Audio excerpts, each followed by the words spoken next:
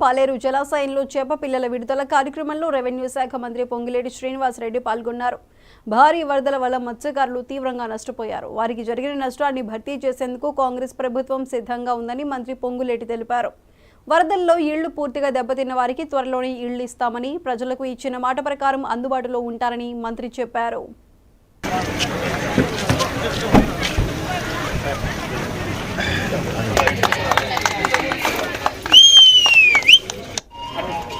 కెపాసిటీకి తగ్గట్టు ఇంకా ఒక 4-5 లక్షల చేప పిల్లలు ఎక్కువ వదలాలని స్థానిక నా మత్స్యకారు సోదరులు అడగటం జరిగింది.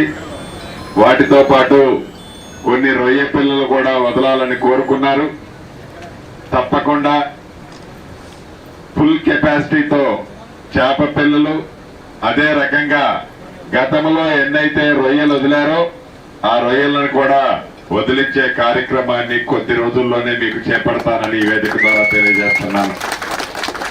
అంతేకాదు, ఏదైతే ఆగస్టు నెలలో కని విని ఎరగని వరదలు వచ్చాయి, సెప్టెంబర్ మొదటి వారంలో వచ్చినప్పుడు ఆ వరదల్లో నా మత్స్యకారులు వారు నిత్యము వాడే వలలు గాని తెప్పలు గాని ఆ వరదల్లో కొట్టుకుపోయాయి.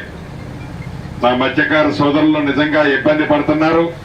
తప్పకుండా వీలైనంత తొందరలోనే ఏదైతే నష్టం జరిగిందో ఆ నష్టాన్ని ప్రభుత్వ పక్షాన ఎలా చేయాలి అనేది యుద్ధ ప్రాతిపదిక మీద ఇప్పుడే ఆదేశాలు ఇచ్చాను.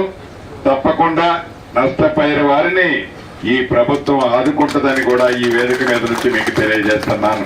కెపాసిటీకి తగ్గట్టు ఇంకా ఒక 4-5 లక్షల చేప పిల్లలు ఎక్కువ వదలాలని స్థానిక నా మత్స్యకారు సోదరులు